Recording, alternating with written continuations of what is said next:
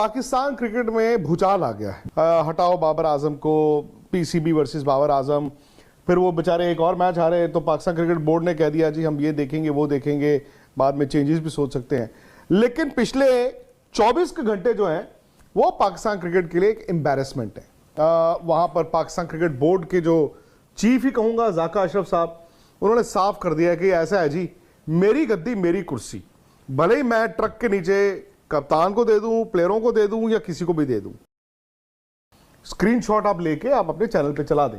हालांकि वो किसी और का बाबर से चैट था, मतलब बाबर आजम से बिना पूछे, उनके आई थिंक बिना इजाजत के, या ये भी हो सकता है कि बाबर को ये कहा गया हो कि आपको ये फलां मैसेज आएगा और आपको जवाब देना है। दोस्तों, जैसा कि आप हाईलाइट में देख चुके हैं, चंद सेकंड आगे करके आप मुकम्मल वीडियो देख सकते हैं। पाकिस्तानी क्रिकेट टीम इस वक्त मुश्किलात से दो चार है। ऐसे हालात में पीसीबी की जानिब से टीम को सपोर्ट करने की बजाय बयानबाजी की जा रही है। कभी बाबर को कप्तानी से हटाए जाने की बातें हो रही हैं, कभी कहा जा रहा है जाका अशरफ ने बाबर आजम की कॉल नहीं उठाई और अब बाबर आजम की चैट लीक कर दी गई। इसी पर बात करते हुए विक्रांत गुप्ता ने जाका अशरफ को खरी खरी सुना डाली। विक्रांत गुप्ता की फुल वीडियो देखने से पहले मेरी आपसे छोटी सी गुजारिश है कि इंडियन मीडिया की रिएक्शन वीडियो देखने के लिए मेरे इस चैनल को लाजमी सब्सक्राइब कर लें। पाकिस्तान क्रिकेट में भूचाल आ गया है। मैं पहले हाहाकार का इस्तेमाल करता था लफ्ज, बड़े हाहाकार नहीं, भूचाल आ गया। टीम उनकी एशिया कप हारी, वर्ल्ड कप आई, 2 मैच जीती। इंडिया वाला मैच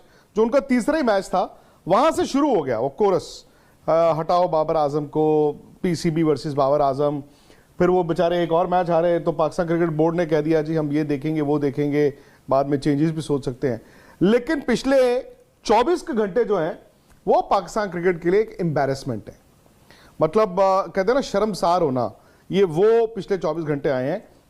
वहां पर पाकिस्तान क्रिकेट बोर्ड के जो चीफ ही कहूंगा जाका अशरफ साहब, उन्होंने साफ कर दिया कि ऐसा है जी, मेरी गद्दी मेरी कुर्सी, भले ही मैं ट्रक के नीचे कप्तान को दे दूं, प्लेयरों को दे दूं या किसी को भी दे दूं।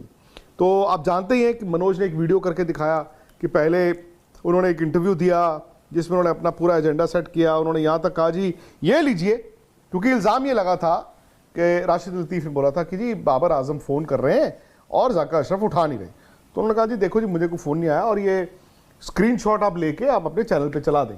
हालांकि वो किसी और का बाबर से चैट था, वो चलो हो गया, COO है पीसीबी की। तो उसमें उन्होंने मतलब बाबर आजम से बिना पूछे, उनके आई थिंक बिना इजाजत के, या ये भी हो सकता है कि बाबर को ये कहा गया हो कि आपको ये फलां मैसेज आएगा और आपको जवाब देना है। लेकिन आज क्या हुआ, फिर एक और खबर चली रही थी पिछले कुछ दिनों से कि जी वो कॉन्फ्लिक्ट ऑफ इंटरेस्ट है। इंजमाम जो कि 7 अगस्त को इसी साल चीफ सेलेक्टर बनाए गए थे, तो उन पे इल्जाम ये था कि एक प्लेयर्स मैनेजमेंट कंपनी है जिसमें उनका 25% स्टेक है, मोहम्मद रिजवान का भी है, और 6-7 प्लेयर उन्होंने साइन किए हुए थे उसी कंपनी ने। तो भाई ये कॉन्फ्लिक्ट कैसे है, आप चीफ सेलेक्टर हैं तो भाई वो प्लेयर आपकी कंपनी से साइंड है, तो जी आप उनको जो है वो प्रेफरेंस दे सकते हैं। ये एक एलिगेशन था। आज इंजमाम को बुलाया जाका अशरफ साहब ने, इंजमाम को बोला कि जी हम 5 बंदों की कमेटी बना रहे हैं। इंजमाम ने कहा मैं रिजाइन कर देता हूं। बट अभी जो स्टेटमेंट आई है पाकिस्तान क्रिकेट बोर्ड की, वो ये है कि इंजमाम ने ये कहा है कि मेरा जो रेजिग्नेशन है वो सस्पेंडेड रेजिग्नेशन है। ओके, ये परमानेंट नहीं है। तब तक के लिए मतलब मेरा रेजिग्नेशन है जब तक आपका इन्वेस्टिगेशन है। अगर मेरे खिलाफ कोई सबूत नहीं मिला, मैं कसूरवार नहीं हुआ, मैं दोबारा आ जाऊंगा।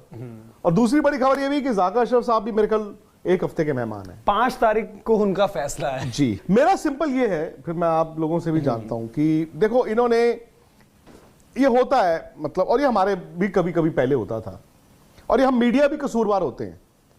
हम एक तरफ की कहानी सुनते हैं क्योंकि कभी कभी दूसरी तरफ की एक्सेस हमें मिलती नहीं, ठीक है ना। अब अगर जर्नलिस्ट को बाबर आजम की एक्सेस नहीं है तो वो तो वही सुनेगा जब पाकिस्तान क्रिकेट बोर्ड बोलेगा। तो वहां पे उन्होंने साफ कर दिया है कि जी हार गए, कोई परवाह नहीं, ये हार हुई है इंजमाम के कारण, बाबर के कारण, बार बार वो बोलते और हैं। नजम सेठी, हाँ, जो पिछली टेन्योर जी। तो अब इंजमाम का मैं देख रहा था, 7 अगस्त को सिलेक्टर बने हैं और 30 अगस्त को तो एशिया कप शुरू हो गया। तो वो कौन सी टीम में बदलाव कर सकते थे? वो तो भाई जब आप आए हो तो आपकी जो कप्तान और कोच मांगेंगे आपको तो वही टीम देनी पड़ेगी। और पाकिस्तान में कौन सा ऐसा मतलब 40 प्लेयर बाहर बैठे थे जो वर्ल्ड कप की टीम में चुने नहीं गए। कल का जो वाकया है ना उस पर शाहिद अफरीदी ने पता क्या बोला है, उन्होंने कहा ये घटिया काम है, उन्होंने कहा घटिया काम है ये चीज हो रही है। कल का जो वाकया हुआ है। इसमें एक चीज और है ना जो चल रहा है इस समय कि सैलरी वाला इशू कि भाई 5 महीने की सैलरी जो है देखो वो उधर से लीक हुआ है, वो प्लेयरों की तरफ से हुआ है कि जी इनको 5 महीने की सैलरी नहीं मिली, वो भी गलत है। मैं इसीलिए सर इस मुद्दे पर आ रहा था कि क्योंकि तो आपका तो कॉन्ट्रैक्ट ही अभी साइन हुआ। इतनी बुरी टीम नहीं थी पाकिस्तान की, टॉप 4 की टीम थी, ठीक है, खराब खेला शुरू हुए और बद से बदतर होते गए। एक चीज है आई थिंक इनका मतलब जहां तक मुझे याद है पाकिस्तान पहले बहुत अच्छा हॉकी भी खेलता था, अब इनके पास हॉकी आज के डेट में थोड़ा सा कहीं ना कहीं विलुप्त सा होता जा रहा है। एक क्रिकेट भी है जो इनके देश को मतलब कहीं ना कहीं होता नहीं कि यार आपके देश का प्राइमरी स्पोर्ट्स है, कुछ तो खुशियां दे देता है। कई बार प्याज महंगी हो जाए, सारी दिक्कतें होती है, व्हाटएवर जो भी चल रहा हो वहां पर हालात होते हैं, और उसके बीच खुशी का होता है। ये क्यों अपना ही क्रिकेट मतलब वो होता है ना अपने हाथ में बंदूक लेके सुसाइडल मोड में। देखो 2-3 बातें हुई हैं। अगेन हम लोगों का आई डोंट थिंक प्रेरोगेटिव बनता है कि उनका क्रिकेट, फुटबॉल और स्क्वॉश में क्या हुआ, बट क्रिकेट में आई थिंक वो जो 2009 का वो हुआ था ना हादसा, और उसके बाद कई साल वहां पे क्रिकेट ही नहीं हुई। जब किसी मुल्क में क्रिकेट ही ना हो, वो यूएई जाके खेल रहे हैं, बच्चे जाके क्रिकेट नहीं देखते हैं, उनके रोल मॉडल्स नहीं होते हैं, फिर वो गैप तो आ जाता है। बल्कि मैं कहता हूं इनकी बहादुरी थी जी 2017 में चैंपियंस ट्रॉफी जीत गए, क्योंकि एक प्लेयर्स का बैकलॉग वो चलता आ रहा था, अच्छे प्लेयर थे। अब उसके बाद जब एक वैक्यूम आ जाता है, और बुरा मानने वाली बात नहीं है, बट वो कभी कभी क्या होता है ना, आपकी क्रिकेट जो है वो कंट्री की भी रिफ्लेक्शन होती है। तो जहां पाकिस्तान क्रिकेट बोर्ड आप देख रहे हो मजाक का पात्र बना हुआ है, हर मतलब शुक्रवार कोई होता है, शनिवार कोई होता है, वहां पे बोर्ड बदलता है। हमारे यहाँ पे भी बोर्ड बदले हैं, मतलब प्रेसिडेंट बदलते हैं, सेक्रेटरी बदलते हैं, बट आपकी ऐसा नहीं होता कि उसने उस कोच को हटा दिया, उसने उस कप्तान को हटा दिया। एंड बाय द वे मतलब ऑफिशियली बोर्ड के जो भले वो प्रेसिडेंट हो, चेयरमैन हो, सेक्रेटरी हो, उनका तो सिलेक्शन में मतलब ऑफिशियली कोई रोल ही नहीं है। वो ये कह ही नहीं सकते कि जी हम कप्तान बदलने पे विचार करेंगे, वो that has to be done by the selector, by the chief selector. अब ठीक है, इंजमाम ने तो आई थिंक अच्छा किया आज, हालांकि ठीक है उनकी गलती थी, अगर उनका स्टेक किसी कंपनी में है और प्लेयर मैनेजमेंट कंपनी है, फिर आप जब चेयरमैन बन रहे थे तो आपको ये बताना चाहिए था बोर्ड को। हमारे लोढ़ा कमीशन ने वैसे तो बेड़ा गर्क किया, कुछ अच्छी चीजें की, उनमें से एक ये थी कॉन्फ्लिक्ट, ठीक है। हमारे यहाँ पे भी आप भूल रहे हैं, 2 ऐसे कप्तानों पर इल्जाम आए थे कि जी आप फला मैनेजमेंट कंपनी में आपका स्टेक है।